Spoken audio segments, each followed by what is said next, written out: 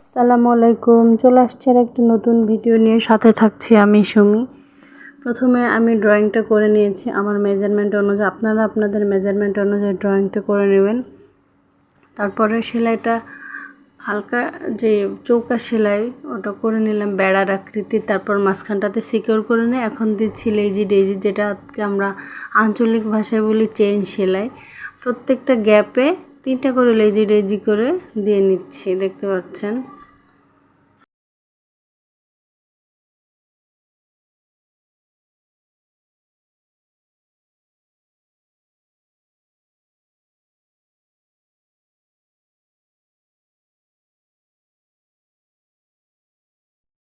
সেলাইয়ের ক্ষেত্রে আমি বলবো, আমরা যারা ক্যামেরাতে সেলাইয়ের ভিডিওগুলো রেকর্ড করি, আমাদের ফেব্রিকটা ওরকম চুজ করতে হবে। তারপর কালার কম্বিনেশন সব মিলে একটা ভালো আউটপুট আসবে। তা না হলে দেখা গেছে যে আমি খুব বেশি লাইট করতে গিয়েছি লাইট কালারের উপরে, তাহলে কিন্তু কালারটা ফেড আসবে। ফেড আসলে কিন্তু একদমই ভালো লাগে না।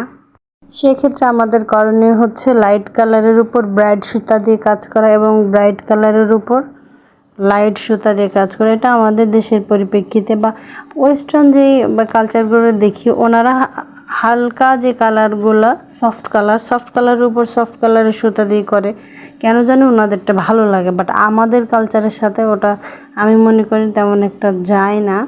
আমরা যেহেতু ব্রাইট কালার পরতেই বেশি পছন্দ করি, মানে আমরা ম্যাচিং থেকে কন্ট্রাস্টটাকে একটু বেশি প্রাধান্য দেই।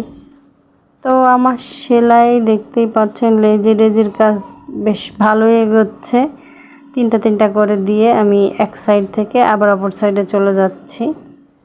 লেজি ডেজিটা হচ্ছে কাঁথা স্টিচের মতো করে উঠায় সুতাটাকে রাউন্ড করে ঘুরিয়ে নেওয়া। হ্যাঁ, তারপরে হচ্ছে মাঝখানটাতে আমি ফ্রেঞ্চ নট দিয়ে দিচ্ছি ম্যাজেন্ডা কালারের। লেফট একটা রাইট একটা এভাবে করে ম্যাজেন্ডা কালারে দিয়ে নিচ্ছি, দেখতেই পাচ্ছেন।